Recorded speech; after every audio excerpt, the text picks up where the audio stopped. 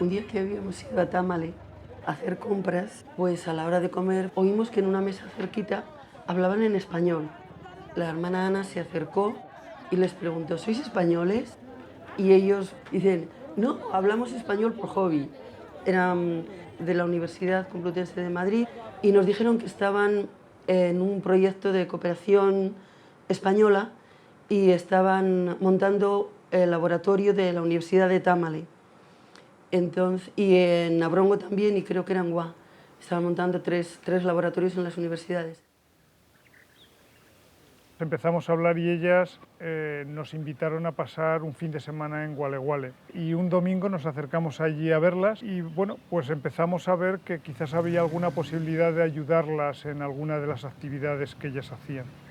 Y así empezó todo, realmente por casualidad, por oír a hablar español en una zona tan remota como esta, donde es difícil oír hablar español. Y lo curioso, que en España nos encontramos con gente en la calle y son personas anónimas. Esa misma gente te la encuentras aquí y ya empiezan a formar parte de tu vida. Entonces, pues les invitamos a venir, vinieron, les enseñamos el dispensario, pues, les contamos lo que hacíamos aquí en Gualeguale y yo creo que es que a Chema sobre todo le entusiasmó.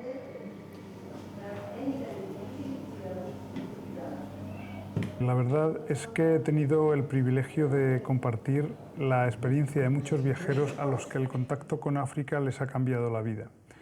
Yo lo tuve en particular en Ghana, un país que aproximadamente es la mitad en extensión que España y también aproximadamente con un poquito más de la mitad de habitantes, y que realmente es un crisol de culturas, de etnias, de religiones, muchas veces difícil de comprender para el viajero europeo y sobre todo para el que lo visita por primera vez. Allí conviven en admirable equilibrio católicos, anglicanos, metodistas, presbiterianos. Las distintas confesiones cristianas son aproximadamente el 60% de toda la población.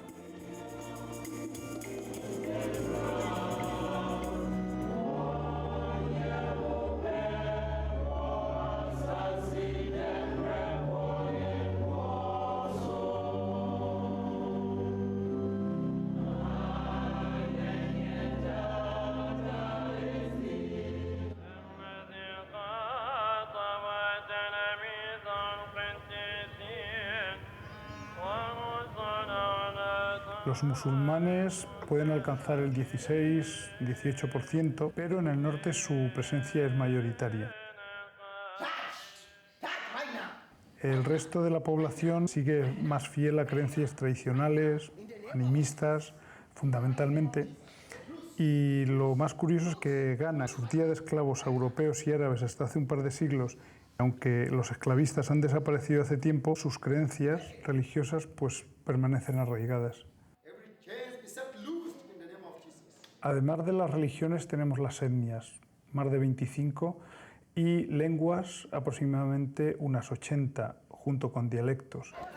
Esto nos da una idea de los complejos problemas de comunicación a los que se deben enfrentar europeos y los propios ganeses, que a falta de una sola lengua franca usan en general el inglés como recurso común para entenderse, especialmente entre el norte y el sur.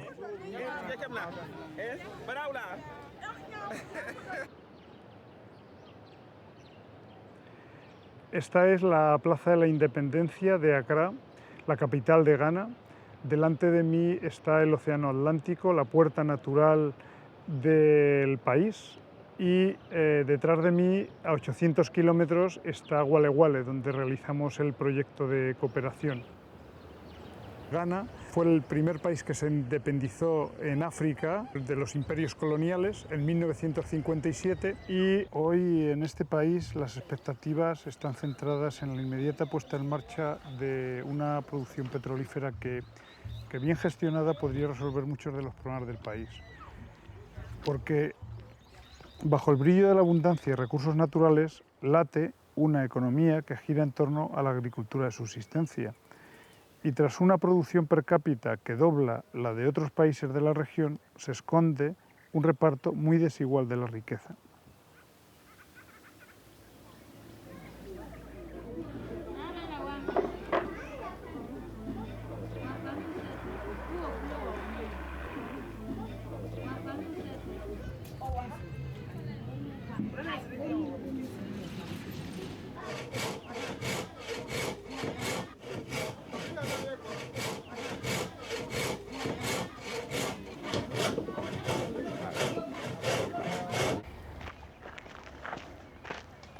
Podemos decir que la pluviometría en este país es un generador no solo de contrastes físicos, sino también de contrastes sociales. La zona central de Ghana es una región de transición entre las zonas más áridas del norte y las zonas de mayor pluviosidad del sur. Aquí no deja de llover a lo largo del año, aunque sí que hay dos picos durante todo el año. Por tanto, es una zona también hiperendémica de malaria.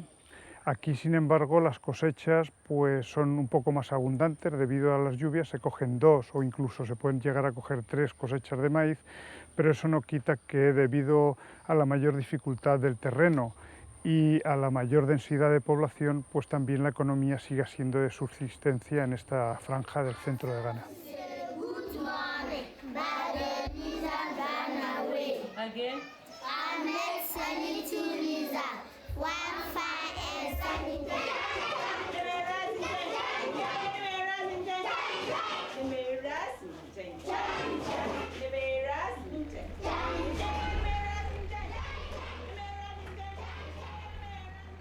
Las estrecheces económicas sirven de denominador común a la mayor parte de la población rural, pero todavía se pueden apreciar distintos grados entre unas regiones y otras.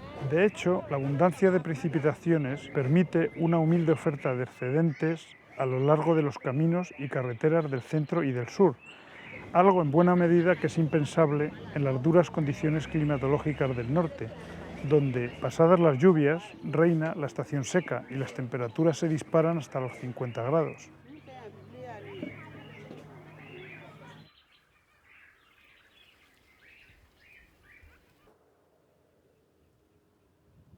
Este es el aspecto que presenta en la estación seca el norte de Ghana, a consecuencia de la época donde no hay agua en el campo y que tiene estos colores ocres. Es la época en que cesan las actividades de agricultura en su mayor parte y se esperan las lluvias que duran entre el mes de junio aproximadamente y el mes de septiembre.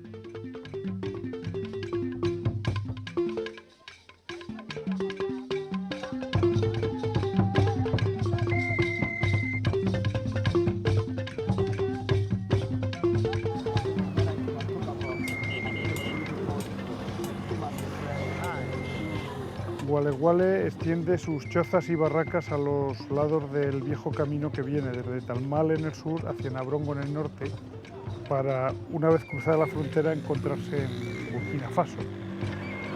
Hoy este camino es la carretera más importante del norte del país y por ella transitan de día y de noche camiones, coches, bicicletas, carros de todo tipo. Este ajetreo solo es superado por el que hay en la calle que va al mercado, que también es además una carretera secundaria que se dirige hacia el este de Ghana.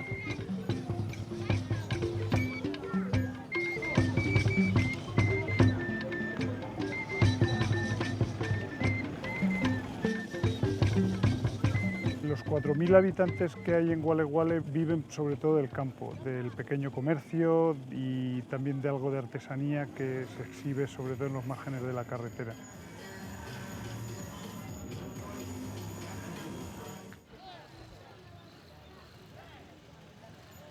Hay una gran carencia de servicios muy elementales en Gualeguale, como puede ser el agua corriente o el alcantarillado, la recogida de basuras, que para un europeo supone un cambio muy grande. Sin embargo, Gualeguale es el pueblo más pujante de todo este distrito. Y prueba de ello es que tiene una escuela de formación profesional pues muy importante, que acuden alumnos de otras zonas del norte del país, que muestra la apuesta que hace el gobierno de Ghana por el futuro en el contexto de la educación. which dissolves the oxygen. No, the intercostal muscles relax. Otra prueba de la importancia de Guale Guale es el mercado semanal. Aquí vienen de toda esta región a comprar y a vender de todo lo que es necesario para la vida cotidiana y abren muy temprano los locales y cierran ya prácticamente entrada la noche. Y en todo este espacio semitechado y estrecho se dan cita muchos de los habitantes del pueblo y vienen de otras aldeas a comprar, a vender y muchas veces también a relacionarse en toda esta zona.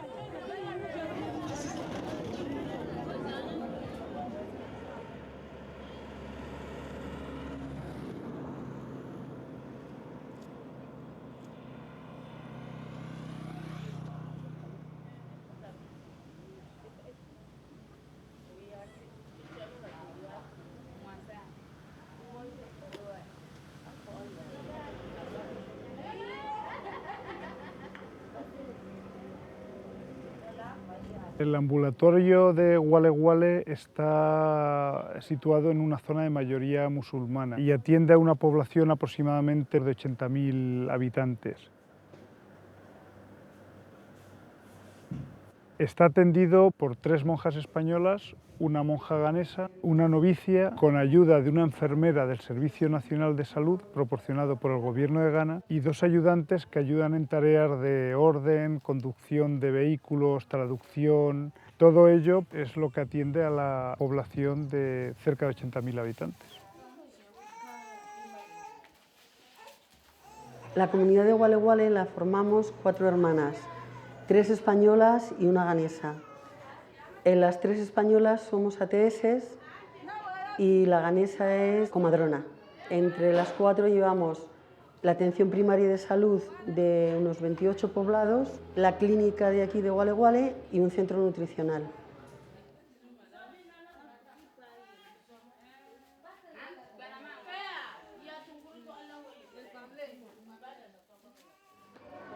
I would like her to come on the 3rd July that Dr. Michael will be here. Okay. And then we will decide about the treatment. Okay. Because it's a bit better. Okay. So now it's more or less to be Noi nasa ba sai kan da kuma ta gari. Sun da su ran ki shi a cikin da na ma da takarbira da ka ma so ki can.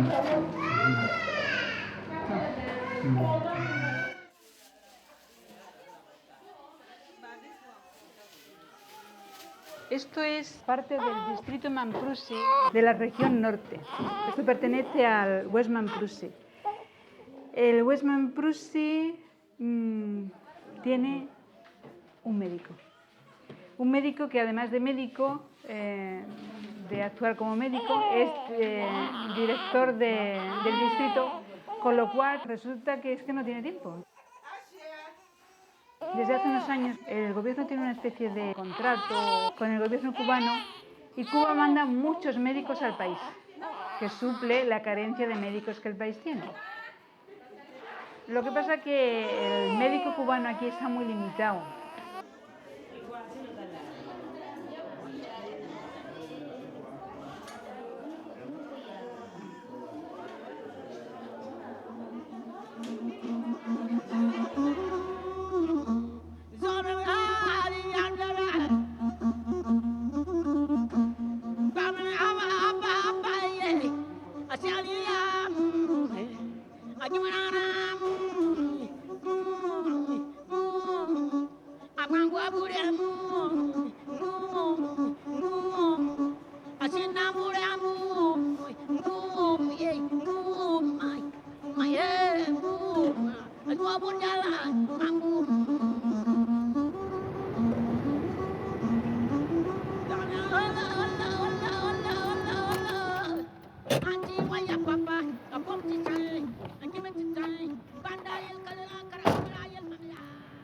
La primera vez que llegué aquí a Guale Guale, todas estas construcciones que vemos aquí ya estaban construidas.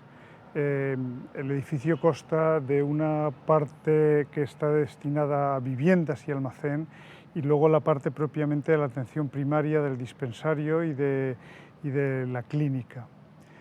Cuando llegamos nos encontrábamos con ciertas carencias, sobre todo en cuestiones relacionadas con diagnóstico, y bueno, donde pensamos que nuestra universidad podría participar en colaborar con ellos es en aspectos de proporcionar esos medios diagnósticos. Nosotros somos un laboratorio de bioquímica y por tanto con especialidad en aspectos de hematología, y por otro lado con la formación de personal, porque no solo basta con proporcionar los medios, sino que debemos hacer que esto se instaure aquí y quede durante todo el tiempo posible, y eso solo se consigue mediante la formación de personal que sepa cómo elaborar un diagnóstico e interpretarle.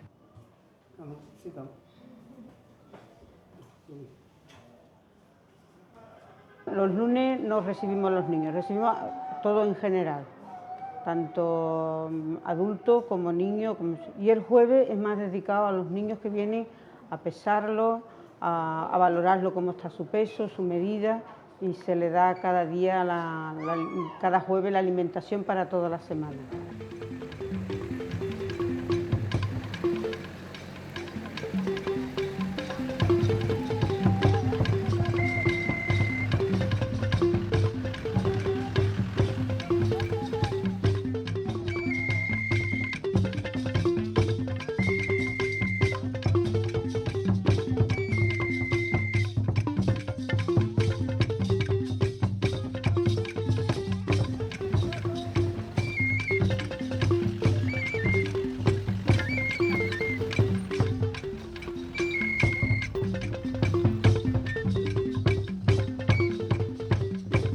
Lo que más me llamó la atención entonces es la eficiencia con que las misioneras realizan su labor sanitaria en la zona. Parece mentira que con unos medios tan limitados, menos de media docena de mujeres sean capaces de dar asistencia sanitaria pues, a una población de aproximadamente 80.000 personas. Uno de los secretos quizás sea la metódica planificación que siguen y otro la disponibilidad que ofrecen. En todo este diseño, Gualeguale es el centro, pero todas las semanas se desplazan a otras aldeas de la región porque conocen la carencia que tienen de medios de transporte y sobre todo mujeres y niños a los que va dirigida de una manera especial que ellas tienen.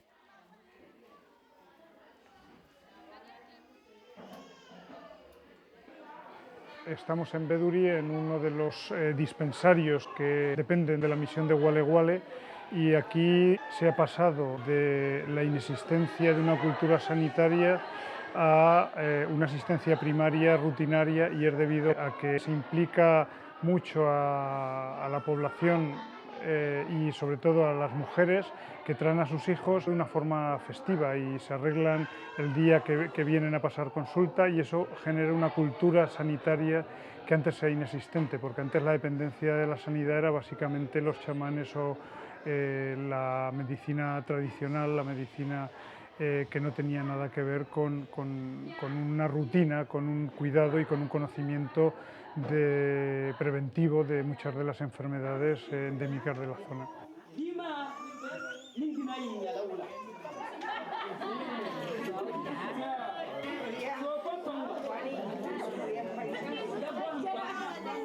Cada vez que una madre trae a su hijo a la consulta se controla su peso.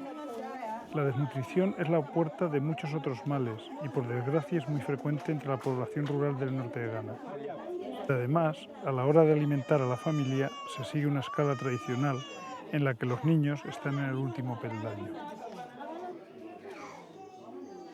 A las madres se les dice pues, que si les dan agua a los niños, lo que hacen es tener un montón de enfermedades intestinales, gusanos, fiebres, muchas clases de infección que con la alimentación materna exclusiva hasta los 6 meses lo que queremos es evitar que esas infecciones aparezcan. Zonas educativas. El canto y el baile sirven de herramientas educativas para instruir a las madres en hábitos básicos de salud, como es el uso higiénico del agua y la protección de la vivienda contra los mosquitos en la época de aparición de la malaria.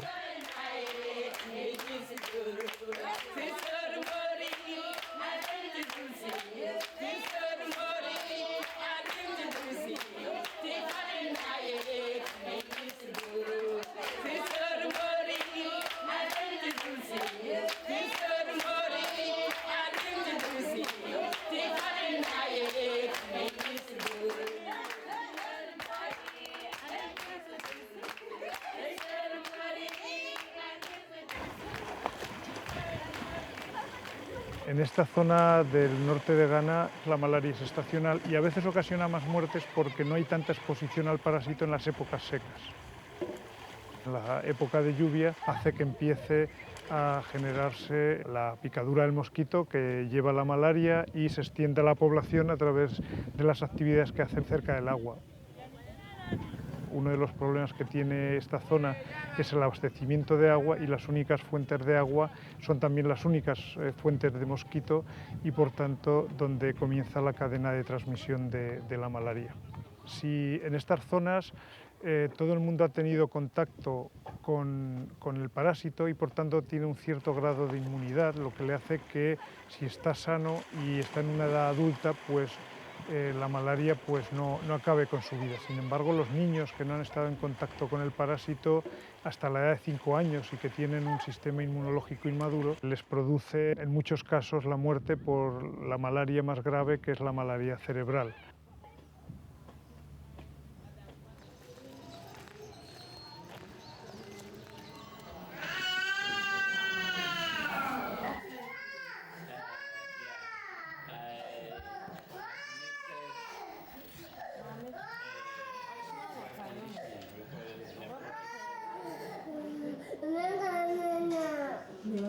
La malaria es una de las enfermedades prevalentes en África, en la zona subsahariana, en las zonas tropicales mucho más, y sistemáticamente en estas zonas los hospitales están llenos de niños infectados, como podemos ver en el hospital que tienen las Hermanas de la Caridad de Santa Ana en Asikuma, que está hacia el sur del país, y también en cualquier mapa y estadísticas de la Organización Mundial de la Salud podemos ver esta incidencia tan alta de la infección por malaria en este continente.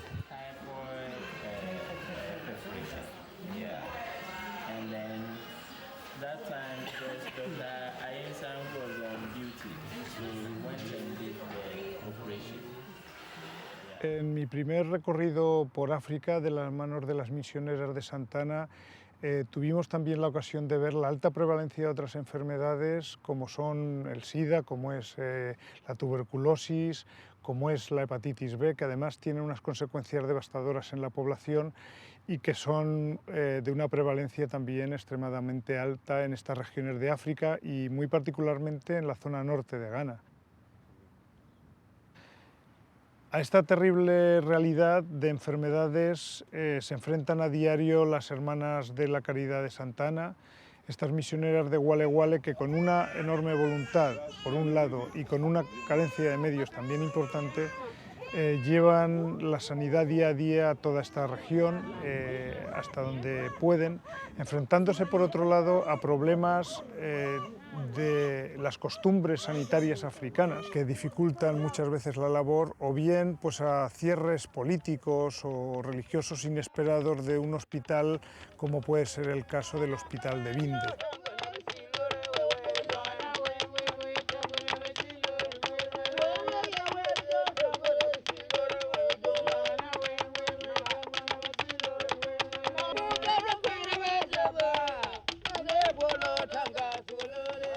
Una querella bastante desafortunada ha dejado fuera de servicio el Hospital Rural del misionero Manuel Bonet.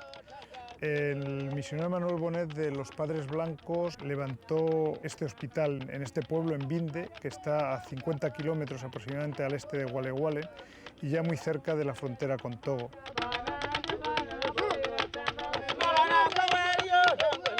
Tenía una ratio de unos 120 pacientes por médico, y eran 2.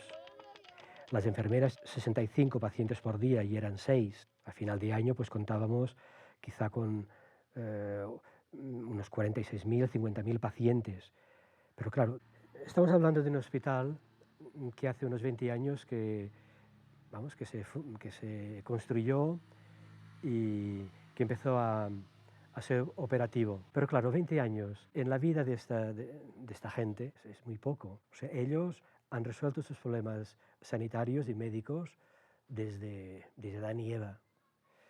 Y que ahora el hospital lleve 2 años cerrado, ciertamente que afecta la salud pública de esta zona, pero el africano tiene también una cosmovisión del mismo y de su entorno que el europeo no lo tenemos. Entonces, el hecho de que haya una relación de un médico para atender a una población de 80.000 personas, el africano no lo ve con la misma visión que lo vemos nosotros. Damos opción al africano para que pueda escoger. Y hace 20 años el africano no podía escoger. Le gustase o no le gustase, tenía que ir al curandero de turno.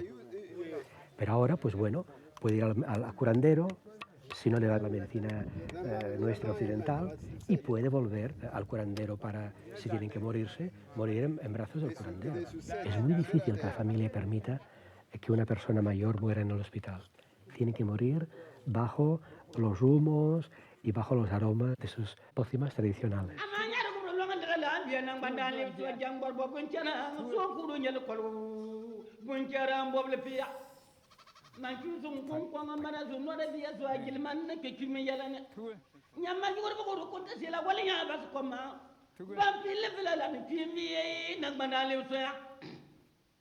Nyamagondo kanyina, Dankila kanyina, Bugudine kanyina, Sarambara kanyina, Zombia kanyina, Barnyamni. Makiri biura na sangora pompon kargo kon totoro fa gando ke da kombo nur ashir ko ko nyal ko manganga na kon tom tawa. Ci chalan ko kun zalan mana. In yabonya tuye wara belle nyalam nyanya. Be wara to ko yalla nyanya kan wa paya bura wala. Yalla nyanya.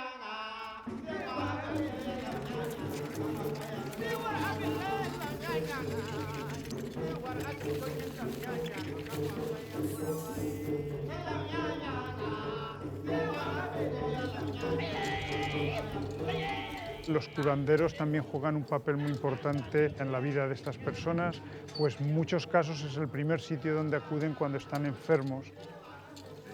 El cambio de cultura sanitaria pasa porque el curanderismo se acerque más a lo que es la sanidad occidental, más realista con la cura de enfermedades, porque a pesar de ser medicina tradicional es una medicina que no tiene control y que está sometida a muy poco protocolo y muy poca disciplina realmente, sino a las propias creencias tanto del curandero como del paciente. Y el cambio de mentalidad de que se acerquen más al dispensario, de que sigan unas normas higiénicas, que evite pues, que se viertan aguas fecales en las mismas calles, ayudará sustancialmente a mejorar la sanidad de estas zonas.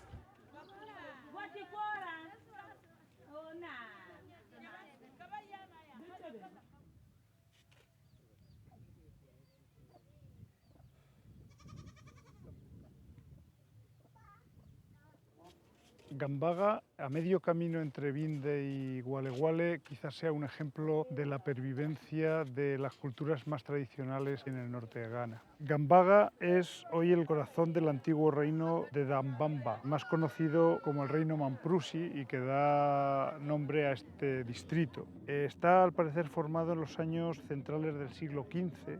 Aquí vive el rey Gamni Mohamaju Abdullahi, último por ahora de una lista de nombres que se remonta al siglo XVII. El rey de los Mamprusi es el principal personaje de este distrito, al que, como estamos viendo, rinden visita de cortesía ministros y políticos venidos de la capital de Accra.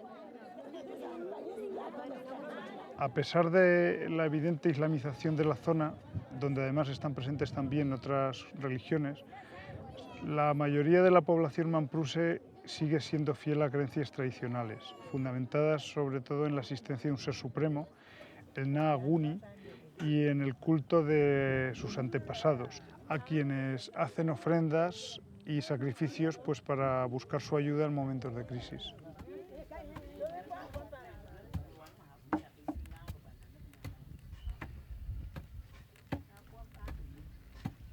Nos hemos acercado aquí a Gambaga por un hecho singular, que tiene que ver con las tradiciones más profundas de la zona norte de Ghana.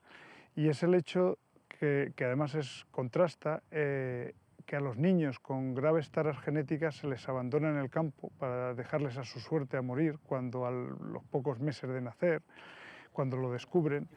Pero en Gambaga al mismo tiempo pues, hacen de asilo a mujeres que han sido tratadas como brujas en sus comunidades, que han sido abandonadas, perseguidas y amenazadas de muerte, y el único sitio donde encuentran refugio es precisamente aquí en Gambaga, por intercesión de esta comunidad.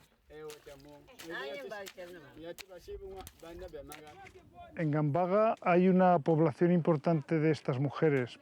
A quien se les acusa de brujería son sobre todo mujeres. Y llegan aquí desde zonas bastante remotas, con lenguas desconocidas en estas partes, y buscan amparo del rey de los Mamprusi, que vive aquí en Gambaga, cuyos poderes al parecer son capaces de inhibir los influjos que pudieran tener malignos y que hayan poseído a las mujeres que han caído en desgracia. Aquí estas mujeres pasan años bajo la tutela del rey, quien les da cobijo y subsistencia a cambio de una pequeña renta y de que colaboren con la comunidad además en algunos tipos de trabajos. Cuando aparentemente quedan limpias de ese influjo nocivo, pueden volver a sus poblados de origen y muchas de ellas pues, pueden llegar incluso a recuperar su posición social que perdieron debido a esa acusación que motivó la desgracia de ser consideradas brujas.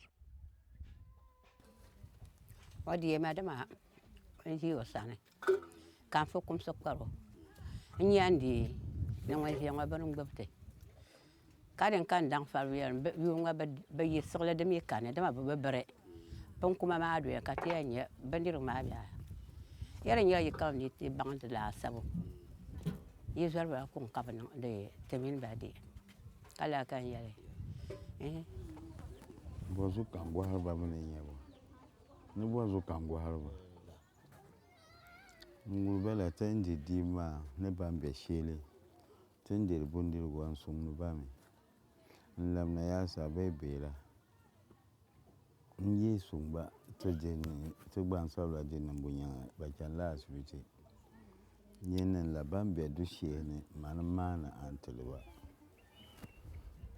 ngwani tira kenan su sunu bonu no jin kulen tulu no kuma kulen ya dama in pun nan de mai ba kaza ma kan ta pa kama da fa man fili.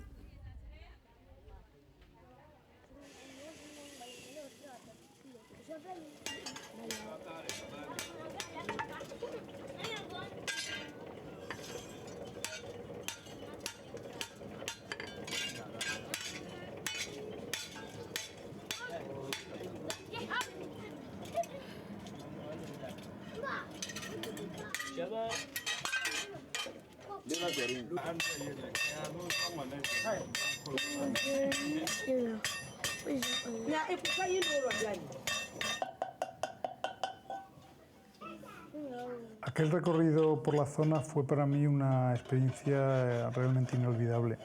De vuelta a Madrid, lo primero que hice fue hablar con mis compañeros del departamento, y ya que nosotros no solo impartimos docencia en bioquímica y biología molecular, sino que además tenemos un laboratorio de investigación con cierta especialización en hematología, en diagnóstico clínico y en particular en malaria. Y de esta forma lo que se nos ocurrió es proporcionar métodos diagnósticos y equipamiento al dispensario de Gualeguale, y con esta idea decidimos presentar un proyecto en la convocatoria de cooperación al desarrollo de la Universidad Complutense de Madrid, que creo que fue en el año 2006 la primera vez, y cuyo título lo indicaba todo: implantación de diagnóstico laboratorial de malaria y de enfermedades endémicas en la región norte de Ghana.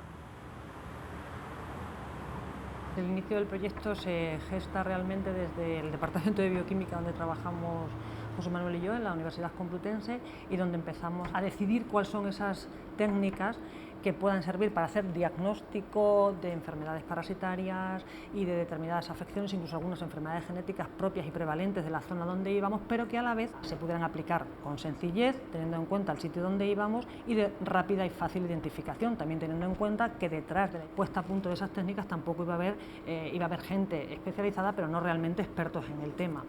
Y entonces, bueno, pues fue una labor interesante, porque tuvimos incluso que tirar de libros antiguos que ya no estaban disponibles ni siquiera en Internet, sino que hemos tenido que recurrir a métodos enzimáticos que están en las bibliotecas de las universidades. Y a mí la verdad es que me pareció interesante esa parte del proyecto. Llevábamos nosotros un control para ver si efectivamente funcionaba y funcionó, y de hecho sigue funcionando muy bien. Lo cual, pues eso, primero que te hace sentirte satisfecho y segundo que además te pone de manifiesto que las cosas están donde están porque su origen se hicieron bien, ¿no? En este caso, métodos antiguos.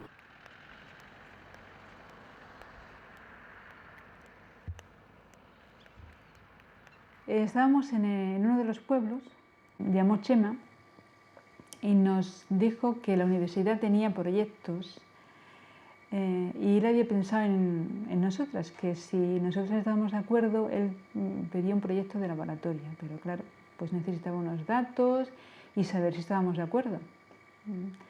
Yo se lo dije a las hermanas, sobre todo a Charo, que vio una puerta de posibilidades. Y a mí lo del laboratorio me encanta, porque cuando estuve en el sur, estuve 10 años en el laboratorio. Entonces aquí pensamos que sería muy bueno tener algo aunque fuera muy básico, porque Juani pasa la consulta, entonces si se le ayuda un poquito en el diagnóstico con cosas básicas del laboratorio, pues siempre sería un mejor diagnóstico y un mejor tratamiento, más acertado. Si hay algo que he aprendido en estos años es la fuerza mágica que tiene la palabra solidaridad. La descubrí precisamente cuando decidimos poner en marcha este proyecto y pedimos ayuda a los profesionales del 12 de octubre, del Hospital 12 de Octubre y del Hospital de Getafe. Y en gran medida el éxito de este proyecto para montar un laboratorio básico de hematología ha sido gracias a ellos. La preparación fue quizás lo más difícil de todo porque había unos medios muy limitados. El material también era material obsoleto que en muchas ocasiones lo tenían los laboratorios que lo suministran en el almacén y lleno de polvo. Una vez allí nosotros pensábamos que iba a ser bastante complicado, pero fue bastante sencillo para lo que nosotros pensábamos. Las monjas tenían unas condiciones bastante buenas para el medio en el que vivían y nos facilitó muchas las cosas. ¿Qué técnicas montamos? Pues técnicas muy básicas. Montamos la determinación de la hemoglobina, si los enfermos tenían anemia o no, con una técnica basada en la centrifugación y que no necesita casi nada. Y luego un microscopio, sobre todo para el diagnóstico de la malaria, una enfermedad muy frecuente y muy importante en aquella zona.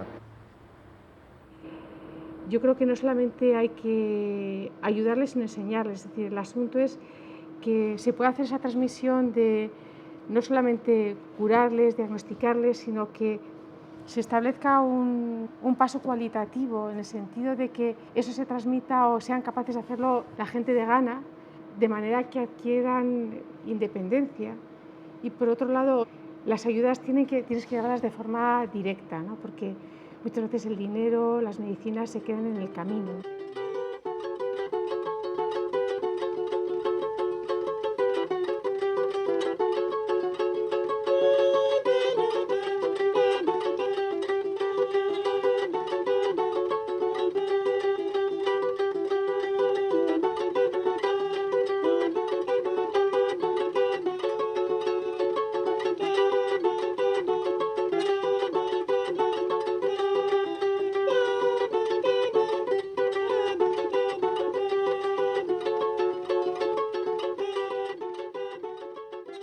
Todo lo que merece ser hecho también merece ser bien hecho.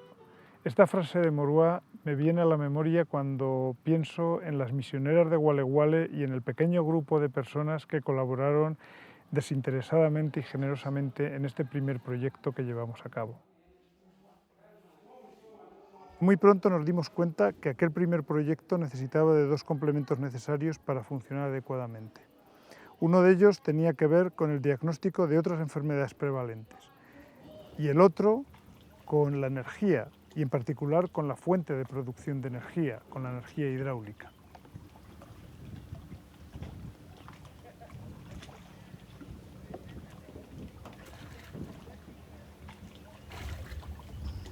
Los brazos del río Volta, con sus aguas profundas y amarillentas, cruzan Ghana de norte a sur, hasta morir a la presa de Asocombo. Las aguas, represadas en los años 60, forman un espectacular lago artificial, el mayor del mundo, que ocupa cerca de 8.500 kilómetros cuadrados.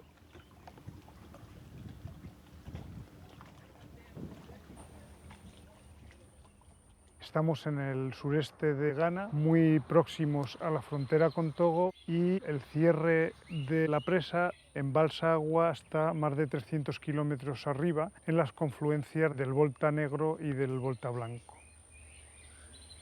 La presa es, por tanto, una fuente de riqueza enorme para la región, especialmente para Ghana, pero también para los países limítrofes, puesto que proporciona energía a estos países. Ghana, a pesar de ser autosuficiente, por tanto, en la producción de energía, cumpliendo compromisos internacionales, pues vende energía eléctrica a Togo y también a Burkina Faso y a Costa de Marfil. La energía, sin embargo, no es suficiente para abastecer a toda esta región, a todo el país, y en las épocas de mayor sequía pues hay cortes de energía eléctrica que duran incluso 24 o 48 horas a veces, y eso es lo que nos lleva a montar el sistema de energía de respaldo con placas solares en el laboratorio de Gualeguale.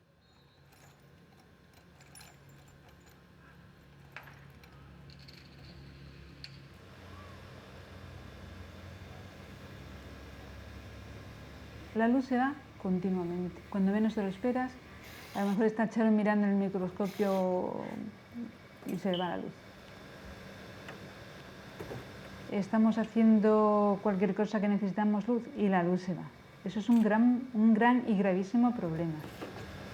Eso, claro, dificulta muchas de las labores tanto de mantenimiento de reactivos como de pruebas diagnósticas en las neveras, como de a la hora que hay que hacer el diagnóstico durante el día, pues que no haya energía eléctrica para mover una centrífuga. Eso nos movió a buscar solución mediante las placas solares y el sistema de baterías para poder almacenar energía, y todo esto se realizó también con ayuda del Vicerrectorado de Cooperación de la Universidad Complutense y con una ayuda adicional de la Fundación Juan Bonal, y obviamente con ayuda voluntaria del ingeniero que ideó todo el sistema, Vicente Mateos, y todo esto lo unimos en este segundo proyecto a la parte de instaurar el diagnóstico de VIH, de hepatitis y de tuberculosis también, y con ello pues completábamos, digamos, una fase que dota ya de cierto grado de autonomía tanto en lo técnico de cara al diagnóstico como en lo energético de cara a darle continuidad al proyecto. Se nos ocurrió montar una especie de SAI, que es un sistema de alimentación ininterrumpida gigante, y adicionalmente colocar unas placas solares que pudiesen suministrar un mínimo de energía capaz de abastecer el centro médico, con dos propósitos. Uno, que es mantener las pruebas de laboratorio mientras se estén efectuando, y la segunda, el poder mantener los alimentos en condiciones climatológicas de temperatura adecuadas. ¿Por qué? Porque aquí la temperatura media que tenemos, pues mira, no son las 9 de la mañana y tenemos 35 grados a la sombra. A mediodía se pueden alcanzar cerca de los 50 grados. Los medicamentos tienen que estar como máximo a 25 grados para almacenarlo. Durante la noche no hay energía solar, tenemos de apoyo un grupo el estrógeno, que automáticamente entraría el grupo a funcionar para recargar las baterías.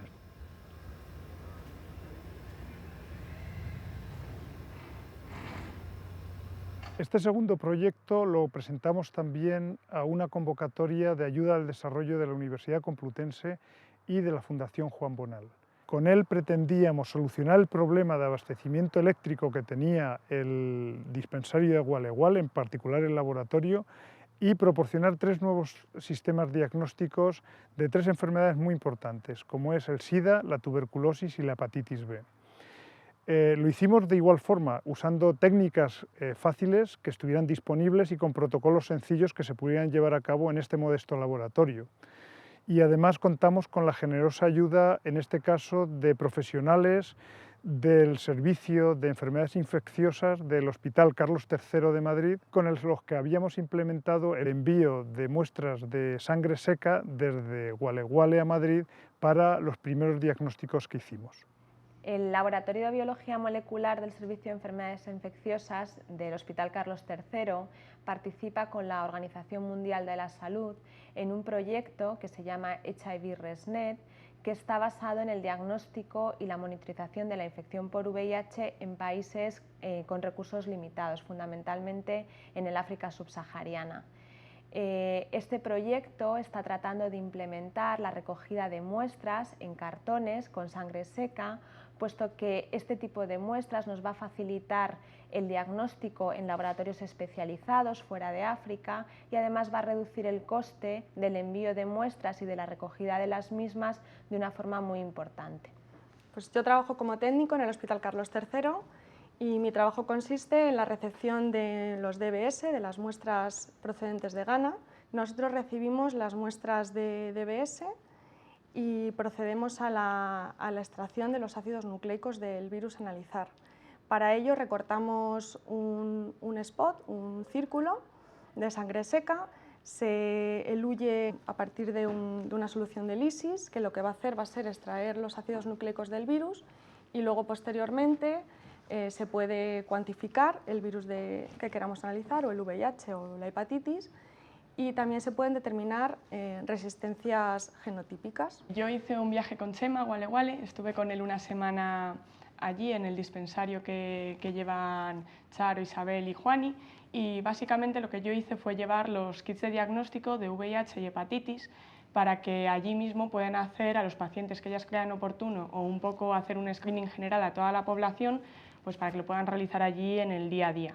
Además llevaré también los cartoncitos para la recogida de sangre seca, pues lo mismo, para hacer un poco de screening, para ver cuál es la prevalencia real de VIH en esa región, y también para los test rápidos que utilicen ellas de VIH y de hepatitis que les den positivos, para que recojan la muestra en el DBS y nos la envíen a nosotros a Madrid para que hagamos una confirmación del diagnóstico, ya que estos kits de diagnóstico rápido son fiables, pero hace falta una confirmación un poco más rigurosa.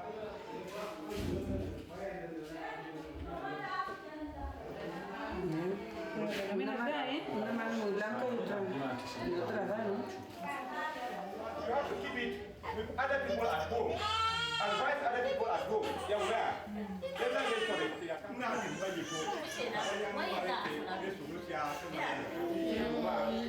Han pasado 4 años desde que comenzamos a colaborar con las Hermanas de la Caridad de Santa Ana en Gualeguale. Y mientras tanto, he podido constatar cómo otras gotas de generosidad han ido llegando al ancho mar de la pobreza en esta orilla del norte de Ghana. Con ayuda de otras organizaciones, las misioneras han levantado aquí un centro nutricional que intenta paliar el hambre y también la ignorancia de las familias con menos recursos económicos. Las carencias nutricionales, que antes eran una lacra y elevaban la mortalidad infantil, son ahora combatidas por las monjas de una forma muy eficiente. Primero controlan sistemáticamente el peso de los niños y cuando detectan deficiencias proporcionan a las madres alimento y las instruyen en la forma de alimentarlos. Pero además, en los casos de deficiencias severas, las monjas invitan a las madres que acudan con sus hijos al centro nutricional durante una temporada para alimentarlos.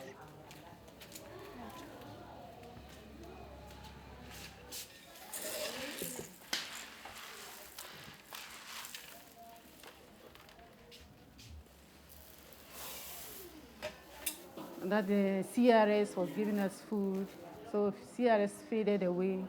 So we tried with friends from Spain, Anesba and Addis. Also helped us.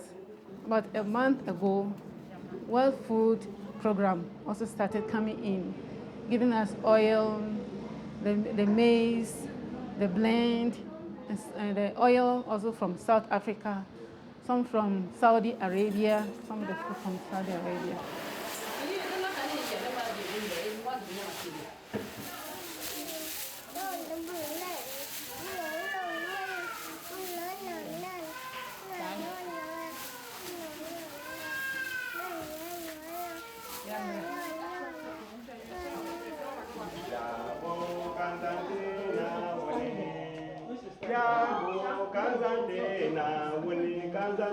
Si educas a un hombre, educas a un solo individuo. Si educas a una mujer, educas a una familia entera.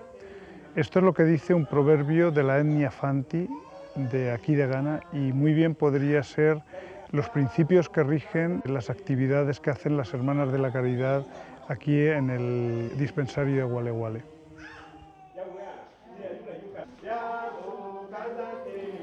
Cuando oigo los cantos que vienen del Centro Nutricional de Wale Wale, inevitablemente no puedo dejar de pensar en la misteriosa trama que tejen los hilos del destino. Conocí a las misioneras de Wale Wale por casualidad y empezamos a trabajar en proyectos de cooperación conjunto en los que además tanta gente ha participado tan gustosamente. Como universitarios, yo creo que no solo estamos satisfechos de la ayuda que hemos podido llevar, sino además de poderles enseñar que se puede ser autosuficiente.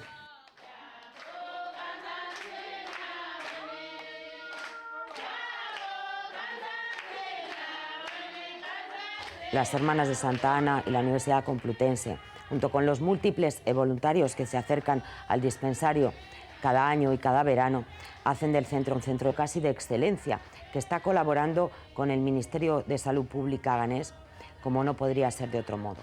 Se trata, en definitiva, de conjugar los esfuerzos de instituciones privadas, como podría ser una congregación religiosa, con los esfuerzos públicos realizados desde el Gobierno de Ghana y los esfuerzos académicos, institucionales y de cooperación que lleva a cabo la universidad y, en este caso, la Universidad Complutense.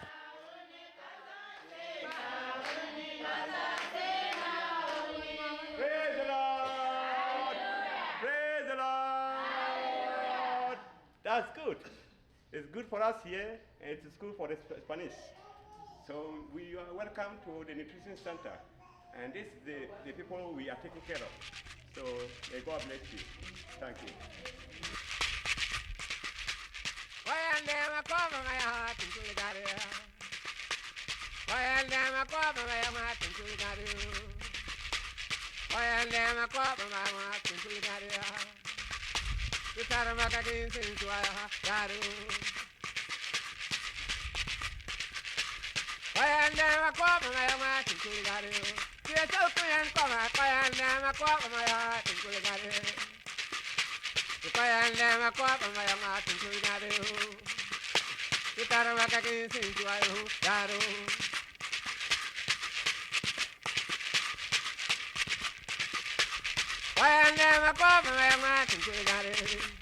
Akuyande,